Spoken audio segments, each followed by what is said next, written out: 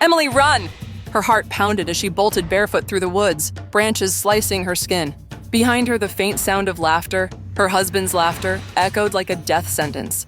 The same man who once kissed her scars, who promised forever. And beside him, Claire, her best friend, her bridesmaid, now holding the knife. Emily Turner always trusted Claire Hayes. They had been best friends since college, inseparable. Claire had been her maid of honor, her late-night therapist, her brunch partner. So when Claire started warning her about obeying too much in her marriage, Emily listened. "Don't apologize so easily," Claire said over wine one evening. "Men love to feel like kings. You give him that power, he'll use it." Emily laughed it off, but deep down she wondered if Claire was right.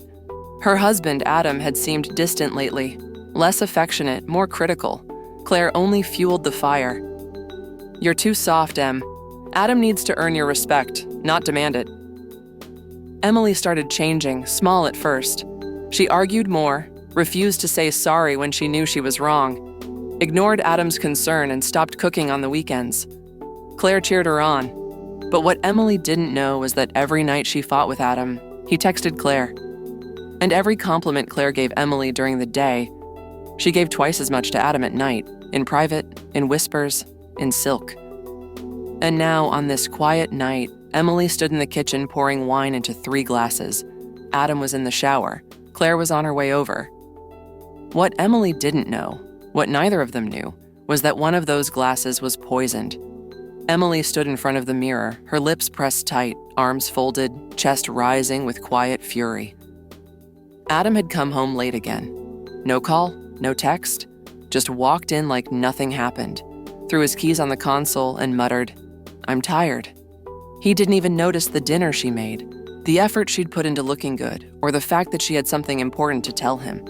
She wanted to ask where he had been. She wanted to shout, but Claire's voice echoed in her head. "Don't chase him. Let him feel your absence for once." So she said nothing. No apology, no confrontation, just silence. Adam, unbothered, grabbed a beer from the fridge, turned on the TV, and kicked his feet up. Emily stared at the back of his head, waiting for some sign that he cared, that he knew she was hurting. But it never came. That night in bed, they lay inches apart, yet worlds away. She faced the window. He snored faintly beside her. The moonlight caught a reflection, her wedding photo on the nightstand. In the photo, she was smiling. So was he. But now, all she could think about was how distant that man felt, and how present Claire had become. The next day, Emily met Claire for brunch at their usual spot, a cozy cafe tucked between a bookstore and an antique shop, the kind of place where the secrets didn't feel so heavy. Claire sipped her latte and listened as Emily vented. "I feel like he's not even trying anymore," Emily said. "He comes home late, barely speaks. I try to talk and he shuts down." Claire tilted her head sympathetically. "Did you apologize for snapping at him yesterday?" Emily shook her head. "No, I figured maybe I shouldn't be the one always saying sorry." Claire's smile was thin, calculated. "Good, let him sit in it. He's a grown man, Em. If he wants you, he'll come around." Then Claire leaned forward and added quietly, "And if he doesn't, maybe someone else will." Emily blinked. "What do you mean?" Claire laughed it off. "I'm just saying, you're beautiful. You've got options." But beneath the table, Claire's phone buzzed with a message. From Adam. "She's starting to act different. Keep her there for another hour. I'll finish up." Claire smiled and tucked her phone away, then reached for Emily's hand. "I've got you," she said sweetly. Emily nodded, unaware she was slowly being led deeper into a betrayal more poisonous than she could imagine. That night, after dropping Emily off, Claire didn't go home. She circled back to the city, driving in silence, her lips painted with the same shade of red Adam once said looked dangerous on her.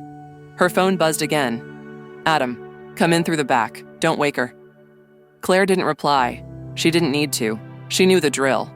By 11:30 p.m., she was slipping through the side gate of Emily's home, the place Claire had helped decorate, pretending to love her best friend's Pinterest boards while secretly imagining how she'd change it once she owned it. Adam opened the door, shirtless, holding a glass of whiskey, his eyes dark and tired. "She asked questions," he said. Claire nodded. "She's cracking." A few more weeks like this and she'll either leave or snap. Adam rubbed the back of his neck. She's not the same anymore. I don't even recognize her. Claire stepped closer, voice lowering. Good. That makes it easier. They kissed, not with passion, but with years of premeditated sin. Then Claire whispered, "You sure we still need to go through with all of it?" Adam looked past her, toward the hallway, toward the bedroom where his wife was likely crying into a pillow. "She's not going to let go, Claire, and I'm not living in a courtroom for the next year. The policy's active." Claire's voice trembled slightly. "So we do it?" Adam's reply was a whisper. "Soon." Emily noticed it during breakfast. Adam's eyes didn't linger anymore. He looked through her, not at her. She wore his favorite blouse, even made his favorite omelet. But he barely touched his food, scrolled his phone, nodded absently when she spoke about work. "I was thinking we should take a trip, maybe rekindle things," she offered. Adam didn't look up. "Busy month." "You said that last month?" His jaw twitched. "Why are you always pushing?" Emily blinked, stunned. "I'm just trying to reconnect." He stood up abruptly. "I have meetings." And just like that, he was gone. The sound of the door slamming felt louder than usual.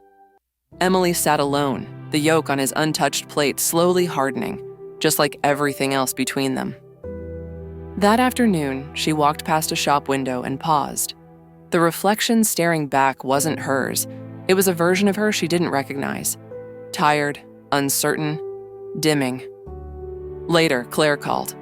"How did he react?" she asked too quickly. Emily's voice cracked. "He barely spoke."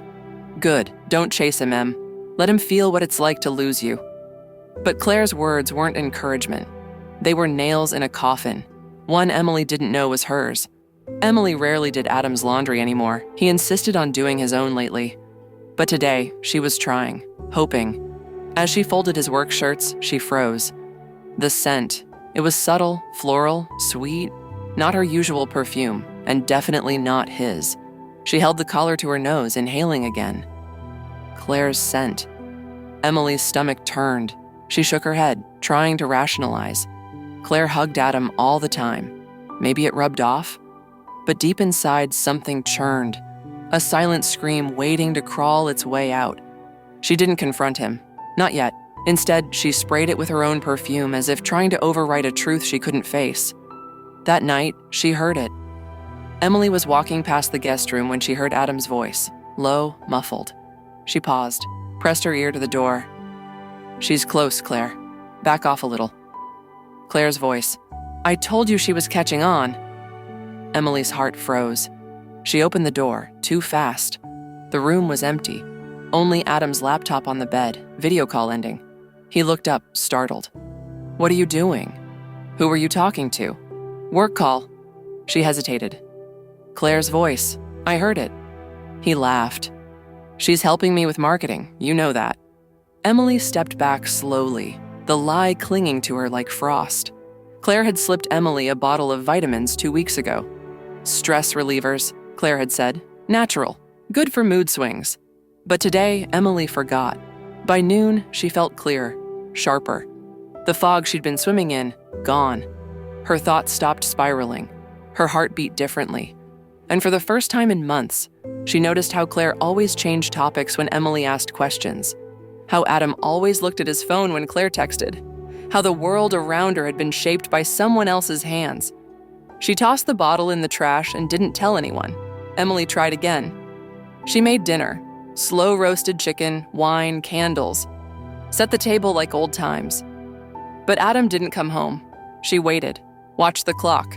By 10 p.m., the food had gone cold. The wax had melted down to nothing. She called. No answer. She called Claire. "Hey," Claire answered, breathless. "Is Adam with you?" A pause. No, I haven't seen him since that call earlier." Emily hung up, but Claire was lying. She was lying, and Emily knew it. She poured the wine down the sink and threw the entire table setup into the trash. Then she sat in the dark, shaking, and whispered to herself, "I need to find out what's going on." 3 nights later, Adam claimed he had a work dinner. Emily just smiled. "Drive safe." At 6:42 p.m., he left in his black SUV. 5 minutes later, she followed, driving Lily's old sedan. She tailed him quietly, far enough not to draw suspicion, but close enough not to lose him. He wasn't headed to his office. He wasn't even headed downtown. He drove out toward the hills, where cabins dotted the woods just past the main highway. Then he turned down a gravel road Emily recognized from the photo she'd found. The cabin. She parked by a tree and walked the last stretch on foot, her boots crunching in the cold leaves. From a distance, she saw them. Adam standing on the porch, holding the door open. Claire stepped out, laughing, holding 2 wine glasses. She kissed him, and not like someone having an affair, but like someone already living her life. Emily crouched behind a tree, phone in hand, camera rolling. She filmed every kiss, every whisper, every betrayal. And in that moment, she made a decision. This wasn't just about exposing them. This was about ending them, quietly, permanently. The next day, Emily walked into the Marble Crown Hotel lobby in heels, red lipstick, and sunglasses. She moved like a ghost in her own skin, unrecognizable from the woman who once wept over a cold dinner. At the desk, she smiled. "I'm here to meet my sister in room 507. She left her ID. The receptionist hesitated. Name? Claire Hayes. After a moment's pause, the receptionist nodded. She's checked in frequently. Emily leaned in. And always alone? The receptionist blinked, caught off guard. Usually, I think. Emily's smile grew. Thanks. I'll wait in the lounge. She didn't go upstairs. She didn't need to. She just needed the front desk to remember her face. And when she left, she ordered 2 champagne bottles delivered to room 507 that night, with a card signed, "To Adam and Claire, congratulations on your affair." She walked out into the sunlight with a cold satisfaction. Let the cracks begin. That night, Emily stared at the jewelry box on her vanity. Inside it, a delicate silver bracelet glinted beneath the light. Tiny diamonds shaped like stars. She had given it to Claire last year for her birthday. "To the brightest light in my life," she'd written on the card. She remembered how Claire had cried. Now she realized they were crocodile tears. Every "I love you" had been laced with venom. But Emily wasn't bitter. She was calculating. The bracelet was expensive, traceable. It had a registration code and insurance record. She'd be reporting it stolen soon. And when police found it in Claire's jewelry drawer later, she'd make sure it raised all the right questions. Because Emily wasn't going to confront her friend. She was going to legally ruin her, bit by bit, with truth, with evidence, and eventually, with blood. Adam didn't touch her anymore, but tonight, he did. He came home smelling like pine wood and whiskey. He slid into bed beside her, kissed her cheek, and whispered, "Sorry I've been distant. Things have just been hard." Emily turned to face him. "You want to talk about it?" He nodded. "Soon?" Then he pulled her close, held her like he used to. But his hands didn't tremble like hers did, because he didn't feel guilt. He only felt calculation. And Emily, lying still in his arms, smiled in the dark, because she wasn't falling for it anymore. She was memorizing everything. And when he finally fell asleep, she gently reached into the pocket of his jeans beside the bed. A folded paper. Plane tickets. 2. To Tulum. Departure. 3 weeks from now. Passenger names. Adam Turner. Claire Hayes. Emily folded the paper back up and returned it. She whispered into the night, "I hope you like the heat." The next morning, Claire sent a text. "Brunch tomorrow? Need girl time. Let's wear those matching dresses again." Emily responded instantly. "Perfect. Been missing you." At noon, Emily made an excuse and dropped by Claire's apartment building, pretending to have left a scarf. The front desk guard waved her in. Claire was gone. Emily used the spare key she had made years ago, back when they shared everything. Inside, she walked straight to the bedroom. There, in the corner, sat a half-packed suitcase. She opened it. Inside, swimsuits, sunglasses, a guidebook for Tulum, and, shockingly, a printed map of Emily's neighborhood. Handwritten notes circled alleyways, shortcuts, and a time. 1:30 a.m. Emily's heart dropped. This wasn't just an affair. They were planning when, where, how. And in the side pocket of the suitcase, a small silver vial with a label in French. Emily didn't need Google Translate. She knew poison when she saw it. She took a photo of everything, zipped it shut, and walked out. The clock was ticking, and they had just entered her game now. Emily sat in the cold, sterile office of Dr. Patel, her longtime physician. She had called in a favor, saying she needed to run a few tests after months of feeling off. Blood work, urine samples, a thorough physical. Dr. Patel raised a brow. "You've lost weight. Your hormone levels are unusual. Are you on anything?" Emily hesitated. "I was taking some supplements a friend gave me, for mood and energy." The doctor frowned. "Bring them to me. They may be interfering with your thyroid. Also," he paused, then handed her a printed report. "There's something else." Emily read the page slowly. Traces of zolpidem, diazepam, and a low-grade tranquilizer. All substances she had never prescribed. Dr. Patel leaned forward. "These are often used in sedatives, and abuse can cause memory issues, confusion, delayed reaction times." Emily's hands shook as she folded the paper. Could this have been affecting me over the last few months? Without question, she walked out of the office feeling like she'd been reborn. Every missed signal, every breakdown, every foggy thought, it hadn't been her failing. It had been planned, engineered. Claire hadn't just stolen her husband. She had tried to steal her mind. Emily got into her car, turned the key, and whispered to herself, "Not anymore." Emily used Adam's spare laptop while he was at work.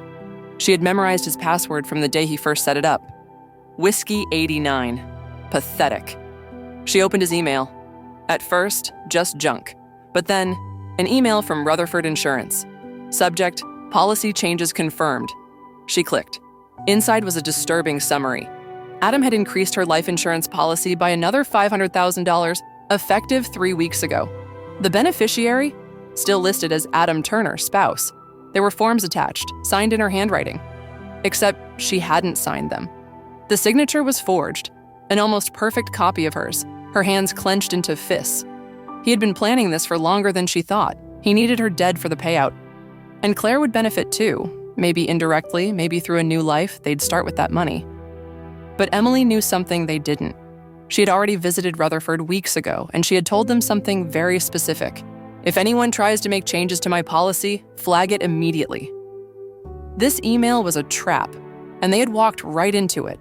Emily forwarded the message to her private lawyer. She'd let the wheels turn quietly, for now. Brunch came.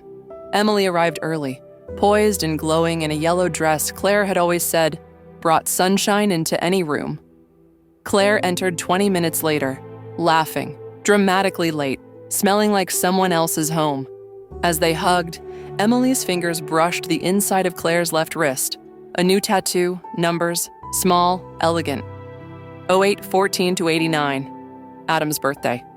Emily's stomach turned, but her face remained calm. She smiled wide. New ink? Claire pulled her hand back quickly. "Oh yeah, just something symbolic for new beginnings." Emily nodded. "Looks great. I love that it's a date. So meaningful." They sat, ordered mimosas, talked about their dream trips. Emily mentioned Tulum. Claire's fork paused midair.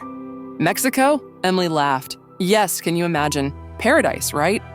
Claire smiled, but her eyes had flickered. By the end of brunch, Emily had what she came for, confirmation. Claire had branded herself with Adam's date of birth like it was a vow. They weren't waiting anymore. They were getting ready. Emily left a generous tip and slid her sunglasses on. Claire would never see her coming. 2 days later, Emily sat in the bathroom with shaking hands, holding a stick she had never expected to see again. Positive. She was pregnant. Her vision blurred. Her breath caught in her throat. This wasn't part of the plan. This was terrifying. She thought of the forged signature, the insurance money, the poison in Claire's bag. And now, a child inside her? A life Adam would never want. A child Claire would see as a complication. She stared at herself in the mirror, tears brimming, but she didn't cry. She opened her drawer and pulled out a small camera. She recorded a message. "If anything happens to me, if I vanish or get into an accident, know that I was pregnant. And it wasn't an accident. They wanted me gone. They wanted the money, and I think they were willing to do anything." She saved the video to a hidden drive. Then she did what she never thought she would. She scheduled a meeting with Claire, and she planned to test how far her friend would go. That night, Emily had the dream again. She was underwater. Darkness wrapped around her like a blanket, soft but suffocating. She tried to scream, but bubbles escaped instead. In the dream, she saw Claire standing above the surface, holding out a hand, smiling. But when Emily reached for her, Claire stepped back. Behind her, Adam watched with folded arms, silent, cold. As Emily sank deeper, something brushed against her belly. A heartbeat, not hers, the baby. She jolted awake, gasping, drenched in sweat. Her phone buzzed. "Claire, thinking of you, can't wait for tomorrow." Emily stared at the screen, the echo of the dream clinging to her. It wasn't just her life anymore. She had someone else to protect now. She whispered to the empty room, "No matter what happens, they don't win." Then she rolled over, eyes wide open, waiting for daylight. Emily sat cross-legged on her bedroom floor, the soft hum of jazz playing behind her. On her lap lay an old, worn-out leather-bound diary, Claire's college journal. She'd kept it in a box for years, a memento of their youth. Back when secrets were about crushes and dreams, not murder. But today, Emily wasn't flipping through for nostalgia. She was looking for something. Buried between entries about heartbreaks and sorority drama, Emily found a familiar name, Adam. Not recent, dated 7 years ago. Saw him again at the party. He smiled at me before going home with her. Always her. I hate that she doesn't even see him, but I do. One day, I'll have what she doesn't appreciate. Emily's heart pounded. This wasn't new. Claire had been fixated on Adam before they were even dating, before Emily and Adam ever became serious. She wasn't a friend-turned-lover. She was a predator lying in wait. Emily flipped the page, only to find it torn out. The next entry jumped forward 3 weeks. No explanation, no continuation. She checked the spine. Clean tear, purposeful. What had Claire written that she didn't want Emily to ever see? She reached for her phone, took a picture of the surrounding entries, and whispered, "I need to find the missing page." Somewhere in that missing ink was the answer, and maybe the motive. Emily called someone she hadn't spoken to in 5 years. Leah, Claire's ex-roommate from college. They hadn't parted on great terms, but if anyone knew Claire's secrets, it was her. Leah answered on the 3rd ring. "Emily? Hey, I know it's been a while. I need to ask you something about Claire. It's important." Silence, then, "She's still in your life?" Emily hesitated. "Yes, unfortunately." Leah sighed. "I always thought she was dangerous. She's not who you think she is." Emily's stomach tightened. "Did something happen?" "She was obsessed with this guy, back in our 3rd year. She used to follow him around campus, even after he got engaged." Emily's voice dropped. "Was his name Adam?" "Yes, Adam Turner." Emily closed her eyes. Leah continued. "She told me one night she'd make him fall for her, no matter what it took. I thought she was drunk, but then she started doing things." "What kind of things?" "She broke into his ex's car, tried to fake a letter to make it look like she cheated. She sabotaged that engagement. I swear she did." Emily's breath caught. What happened to the girl? She vanished, dropped out the following semester. Emily whispered, "Do you know her name?" "Rebecca Holloway." "Why?" Because Adam had never mentioned anyone before her. Because this wasn't just an affair. It was a pattern. Claire wasn't in love. She was obsessed. Emily sat in front of her laptop for hours, digging through digital archives, public records, and school enrollment lists. Something about what Leah said felt off. Claire Hayes wasn't in the 2012 class registry, but someone named Clarissa Hale was. Same birth date, same hometown, same student ID. Claire had changed her name. She'd reinvented herself after college. Emily's hands trembled as she cross-referenced more. Clarissa Hale had a sealed juvenile record. Emily's stomach dropped. She searched harder, finally uncovering an old newspaper headline from 2007. Teenage girl questioned in death of foster sister after fatal house fire. Clarissa Hale had been accused, but never charged. No fingerprints, no evidence, just suspicions. But Emily saw the photo. It was Claire. Younger, dark hair, same eyes. Emily whispered, "Who are you?" And suddenly she knew what the missing diary page might have contained. A confession, or worse, a plan. She stared at her reflection. This wasn't about an affair. This was about a woman who had been hiding her past behind smiles and soft words. A woman capable of more than betrayal. a woman capable of murder. Emily drove an hour to a small-town library where the fire incident occurred. She asked about archived local obituaries from 2007. There, tucked between faded microfilm, she found her. Maya Hale, age 14, died in a house fire. Cause: smoke inhalation. She had been Claire's foster sister. Emily stared at the black and white image of two young girls, arms around each other. Maya had Claire's necklace, the very same one she claimed to have found on sale. The obituary said they were close as sisters. But further down, Emily found something chilling. An anonymous source reported frequent arguments between the girls in the months before Maya's death. The surviving sister, Clarissa Hale, declined to speak to authorities after the incident. No charges were filed. Emily felt the room spin. Claire didn't just want to be Emily's sister. She had tried it once before, and that sister had died in a fire. This wasn't jealousy. This was elimination. And Emily knew now, without question, that she was next. Emily arranged a dinner with Adam, at home. Just the two of them, candlelit, red wine, everything like it used to be. He was cautious at first, but warmed up quickly. "You're glowing lately," he said. Emily sipped her wine. "I've been thinking about the future." Adam smiled. "That's what I want to hear." Then she dropped her fork and leaned in. "What would you do if I disappeared?" she asked suddenly. Adam blinked. "What?" "If I died, what would happen to you, honestly?"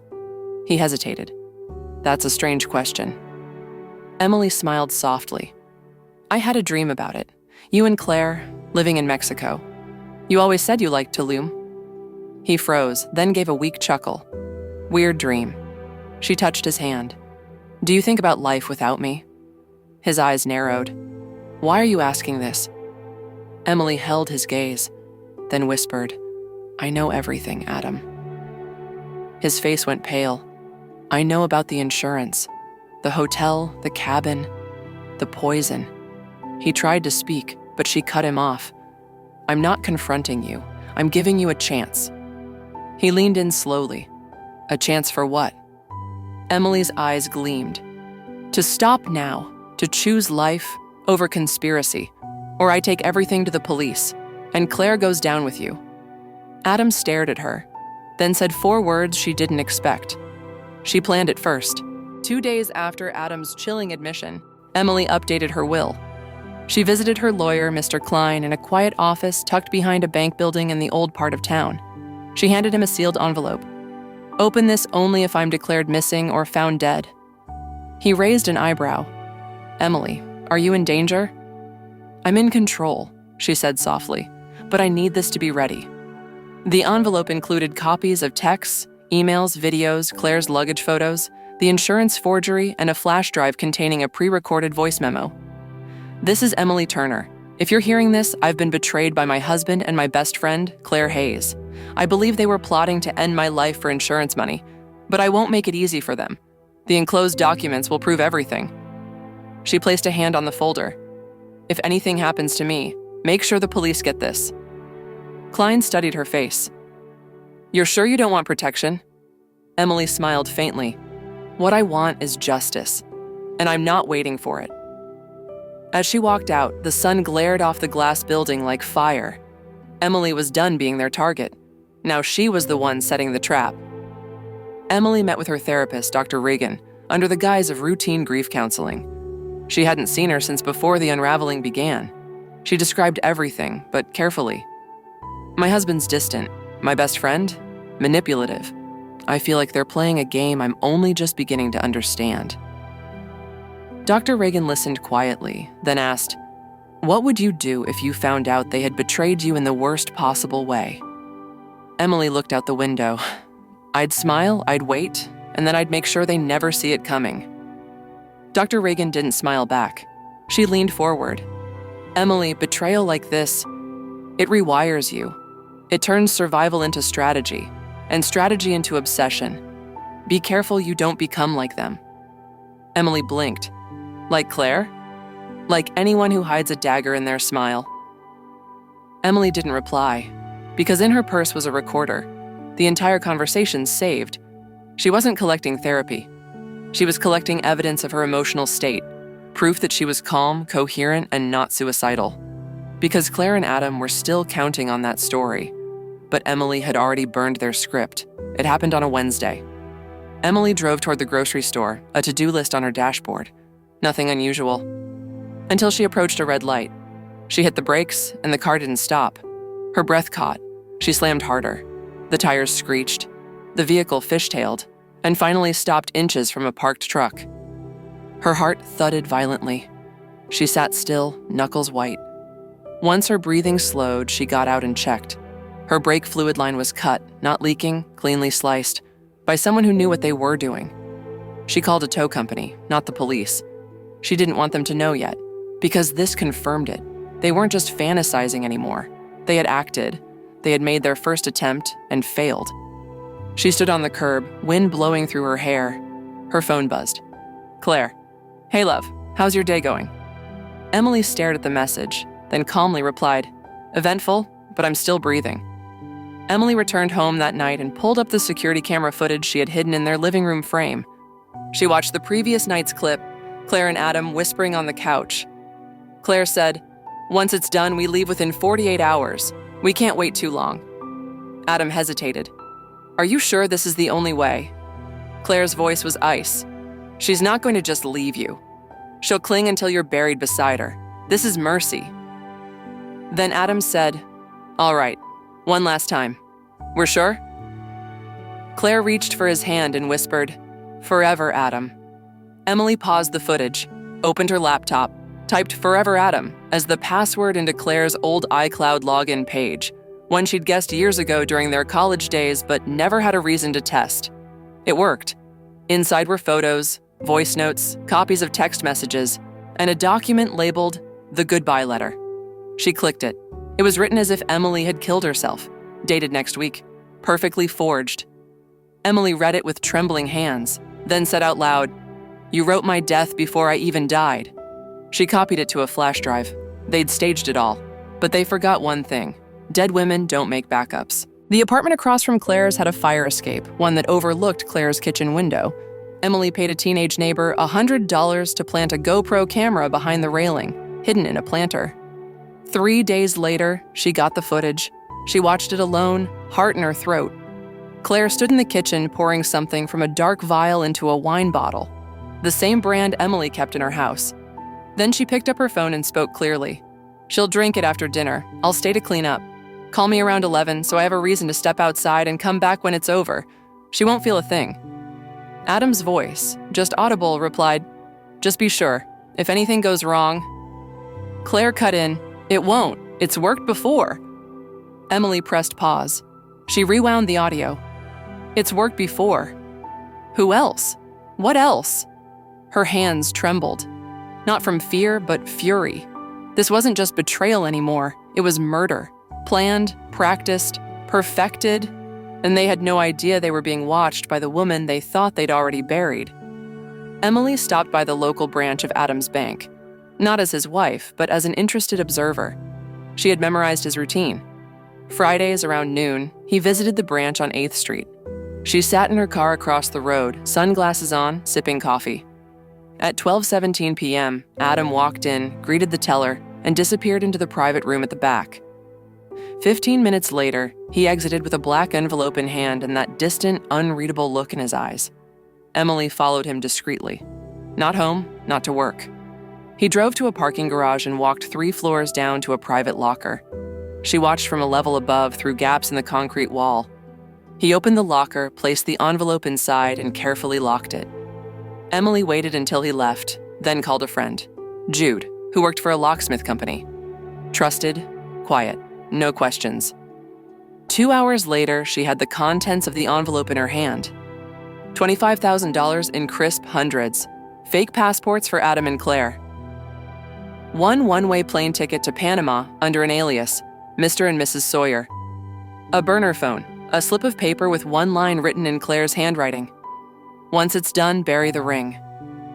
Emily took photos of everything, then placed it all back. Let them think they were ahead.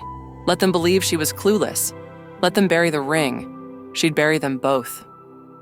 Emily returned to Claire's apartment when she knew she'd be away. Using the spare key again, she walked in wearing gloves and a calm heartbeat. She checked the dresser drawer first. Jewelry, keys, a worn copy of a poetry book. Then she saw it, taped beneath the bottom drawer, a small black pistol in a velvet pouch. Emily didn't touch it, just photographed it from every angle. Beside it, a folded note in Claire's handwriting. If she figures it out before the plan, don't wait. Her blood turned to ice. This wasn't theoretical anymore. Claire had considered shooting her, and clearly Adam knew. Emily stood there, heartbeat steady. She left the gun in place, left the note tucked where she found it, because the more they revealed, the more her case built. They weren't just unfaithful, they were monsters in love with violence. But they forgot that Emily had always been better at hiding pain, and now she was hiding purpose. Rain pounded the windows like the night was trying to break into her house. Emily sat on the floor of her bedroom, candles lit, laptop open, and every piece of evidence in front of her. She organized it all in labeled folders. Folder 1, affair, texts, photos, hotel confirmations. Folder 2, motive, insurance changes, forged documents. Folder 3, attempt, break, sabotage, wine vial, voice recording. Folder 4, escape, passports, withdrawal, flight info. Folder 5, backup, therapist recordings, police report drafts. All of it neatly stored on a drive labeled Claire and Adam, motive to murder. She stared at the final piece, her positive pregnancy test. She opened a new folder. Folder 6, life, video of her recording the truth. A thunderclap rattled the windows, and then she heard it, the soft creak of her front door. She grabbed her phone and turned off the lights. Footsteps, inside the house. She pressed record on her camera app and whispered, "If this is it, tell the world I didn't go down quietly." But as the footsteps neared the bedroom door, a knock, then a voice. "Claire." "Emily, it's me. I just wanted to check on you." Emily hid the camera, smoothed her face, and opened the door slowly. Claire stood there with an umbrella and wine, drenched, smiling. "Let's talk," she said sweetly. "Just us." Emily stepped aside and whispered, "Let's." The final act had begun. Later that night, after Claire left and Emily faked forgiveness over wine and fake laughs, a knock echoed through the house. Not at the front door, at the back window. Emily froze. She walked slowly, barefoot, her heart pacing like a clock about to stop. She drew the curtain. Adam, soaked, pale, drunk. He mouthed, "Let me in." She cracked the window, just enough. "Are you here to check on me?" she asked. He nodded. Claire said, "She handled it, that you forgave her." Emily smiled. "I did." Adam looked relieved. "Good. I hated lying to you." "You still are," she replied calmly. He frowned. "What?" Emily stepped back. "You and Claire, the ring, the gun, the tickets, the fake letter, the second phone. I know it all." Adam's eyes widened. "Emily." "You were going to kill me, Adam." He reached through the window, his voice breaking. "I didn't know she'd take it that far. It was supposed to be a way out." Emily stared at him. "You wanted out, but you'll never get away." She closed the window, locked it. Adam banged once, twice, before storming away into the storm. And Emily? She walked upstairs to her room, not afraid, but empowered. The following night, Emily staged it. She invited Claire and Adam over. A dinner of closure, she said. She poured wine, served perfect pasta, smiled when she was supposed to, and when the lights flickered from the storm, she said, "Let's finish our drinks downstairs. Power's more stable." In the basement, the lights buzzed dimly. She turned up music, closed the door, and when Claire's glass clinked against hers, Emily raised her voice. To closure. But then, she pressed a button under the table. A hidden camera light blinked red, and then she said, "Claire, tell me, if I had died that night like you planned, would you have worn white at the wedding?" Silence. Adam dropped his fork. Claire's eyes widened. "What?" Emily laughed coldly. "Don't lie, the walls are listening." Claire stood. "What are you talking about? The cabin, the wine, the gun under your drawer?" Claire lunged toward her. Emily dodged. Adam grabbed Claire's arm. "Stop, she knows everything. She has everything." Claire shrieked. "You said she wouldn't fight back." Emily pulled out a recorder. And now you've both confessed." Claire froze. The basement door creaked open. 2 uniformed officers entered, guns drawn. "Claire Hayes, Adam Turner, you're under arrest for conspiracy to commit murder." Claire screamed. Adam dropped to his knees. "And Emily?" She poured another glass of wine and whispered, "I told you I was still breathing." The night after the arrest, Emily couldn't sleep. She watched the replay on the police body cam footage over and over. Claire screaming, Adam crying, both trying to throw each other under the bus the moment the handcuffs clicked. They had betrayed her, and then betrayed each other. The evidence had been enough for an emergency charge: conspiracy to commit murder, attempted poisoning, and insurance fraud. But there was a problem. Claire wasn't talking. Adam had confessed parts, but denied knowledge of any murder plot, claiming Claire manipulated him the entire time. Claire, meanwhile, said nothing, not a single word. Emily packed a bag and left the house that night. She couldn't breathe inside those walls anymore. Every room smelled of betrayal. Every hallway remembered a lie. She stayed in a hotel under a false name. She didn't want protection. She wanted silence, space, to think, because something still didn't add up. Adam had said, she planned it first. What exactly had Claire planned before the affair? And more importantly, who had she done this to before? Emily lit a cigarette, a habit she swore she gave up years ago, and stared out the window. If Claire was silent, maybe she still had cards left to play, and Emily was not done digging. Emily returned to the cabin, the same one she'd seen in the photograph, the one where Claire and Adam had spent stolen weekends plotting her death. She used a crowbar to force the door open. It smelled of rot and damp wood, empty wine bottles, stained sheets, cigarette butts, all abandoned in a rush. She walked through slowly, phone recording. In the bedroom, taped behind a mirror, she found a notebook. Black leather, old, Claire's handwriting. She opened the first page. To know someone is to become them. Inside were disturbing entries. Surveillance notes of Emily's routines. Sketches of her handwriting. Descriptions of her laugh, her walk, her fears. Even dreams Claire had logged, inspired by Emily's dreams. It wasn't just obsession, it was identity theft, emotional mirroring, psychological possession. And on the last page, the first time didn't work, but this one will.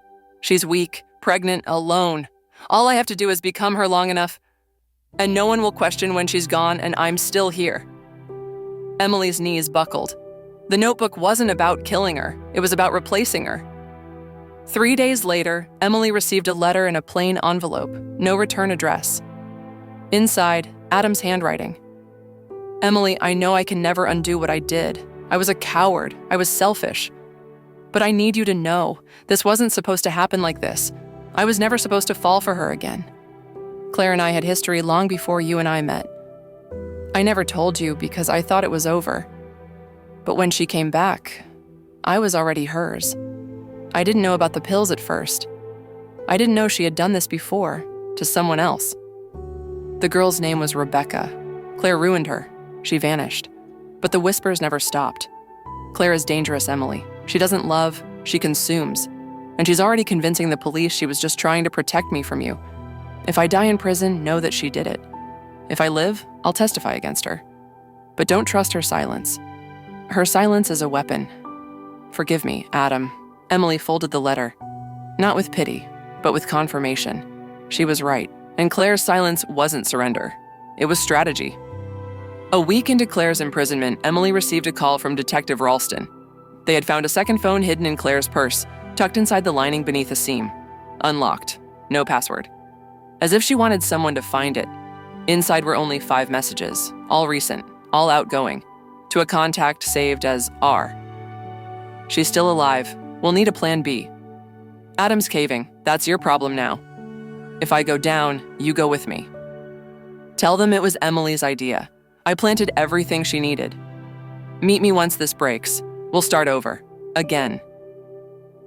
Emily stared at the printed transcript. Who was R? Was Claire working with someone else? Was there another layer to this? Had Emily underestimated the depth of the betrayal?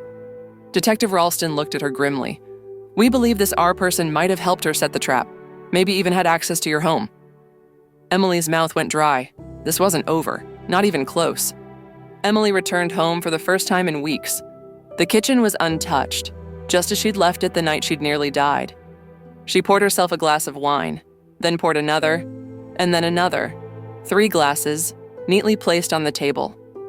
She stared at them in silence, because that night, the night she almost drank the poison, Claire had brought 3 glasses of wine. Emily remembered the scene. Claire poured all 3, set them in front of her, then switched the glasses, twice. She thought it had been paranoia, but now she realized Claire hadn't been sure who would drink it first. Adam, Emily, or herself. The 3rd glass had been a backup, because Claire always left room for a second chance. Emily stared at the 3 glasses, then whispered to herself, "Not this time." She poured all 3 down the drain and began planning the final act. Emily stood in her backyard just before dawn, shoveling through the wet soil behind the old fig tree. It wasn't a place for gardening. It was a place for answers. Adam had mentioned a note. Once it's done, bury the ring. He thought she'd never know, but she did. After 30 minutes of digging, her shovel hit metal, a small lockbox. Inside, the engagement ring Adam had given her, tarnished, scratched, and beneath it, a flash drive. She brought it inside, plugged it into her laptop. A single video file opened. Claire's voice, her face, sitting in the cabin, recording herself. "If I vanish, know this. It was always her, Emily. She lied first. She cheated first. She forged the insurance. I just cleaned it up. Adam loved me before he ever saw her, and when she found out, she snapped. She'll make herself the victim. She always does. But if you're watching this, and I'm gone, then maybe I finally won." Emily stared at the screen. This was Claire's insurance, her backup story, a lie wrapped in broken truth. But it was too late now. Claire was already charged. The real evidence was stacked too high. Emily deleted the video, then buried the box again. Let it rot. Let her lies become part of the earth she'd tried to bury Emily in. 1 week before the trial, Claire tried to contact Emily through her lawyer. She offered a deal. Testimony against Adam, full confession, reduced sentence. Emily declined. Instead, she visited Claire in jail. Face to face. No cameras, just eyes and breath. Claire smirked as she sat across the glass. "Did you enjoy the performance?" Emily didn't blink. "You failed." Claire's smile didn't fade. "Did I? You lost Adam. You lost peace. And now you have to live with what I left behind." Emily leaned in. "I don't live with what you left behind." Her eyes burned. "I bury it." Then she slid a photo through the slot. It was a screenshot from the cabin notebook Claire had written. Underlined were the words, "The first time didn't work." Claire's face twitched. Emily whispered, "We're reopening Rebecca Holloway's case, and I gave them your DNA." Claire's lips parted. Panic for the first time.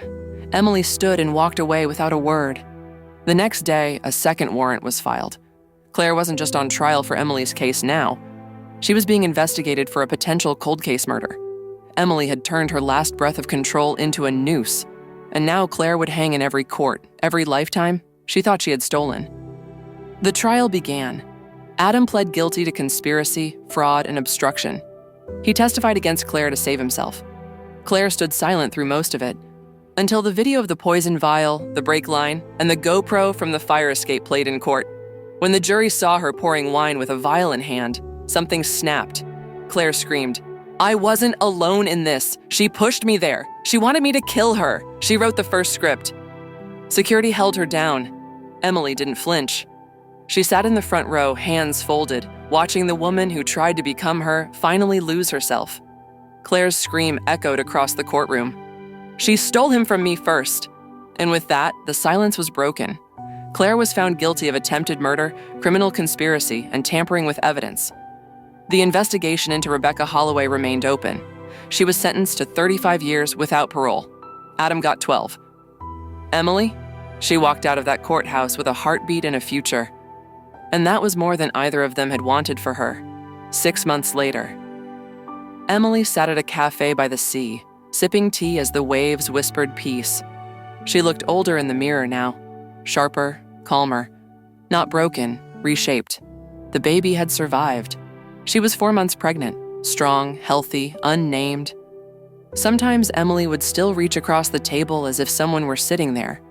Claire used to sit there. So did Adam. Now no one did. She didn't need their shadows anymore. She'd bought a new house, different city, new name on the mailbox. One night, she left a letter outside a police department. Inside it was a copy of the diary page Claire had torn out. It read, "If I ever succeed, no one will know the truth. But if I fail, someone will finally see me. That's all I ever wanted, to be seen." Emily smiled sadly. "I see you now, Claire. Too late." 1 year later, Emily tucked her daughter into bed, a soft giggle, a kiss on the forehead. She walked back to the kitchen and poured a glass of wine, then paused. 3 glasses sat on the shelf, identical. She stared at them. She hadn't touched them since the night she chose to live. But something was off. The 3rd glass was missing a chip near the base. She ran her finger around it. Her memory flickered. That night, Claire had poured the wine. But the chipped glass? Claire had never touched it. Emily had. Her glass had been the first poured, then switched. Switched again. Her stomach tightened. She opened a drawer. Inside, the untouched bottle of wine Claire brought. Still sealed. The poisoned one. The bottle Emily had never opened. She pulled out her journal, flipping to the day of that dinner. A note in her own handwriting. Switched the glasses when Claire wasn't looking, just in case. Her breath hitched. Claire didn't poison her. Emily had already switched the glasses. Claire drank her own dose and didn't even realize. The real twist? Emily never outsmarted Claire. She survived because Claire never knew. She had chosen her own glass, the 3rd glass. Emily sat down, poured from a new bottle, raised it to the night, and whispered, "To the ones who dig graves for others, but fall in first,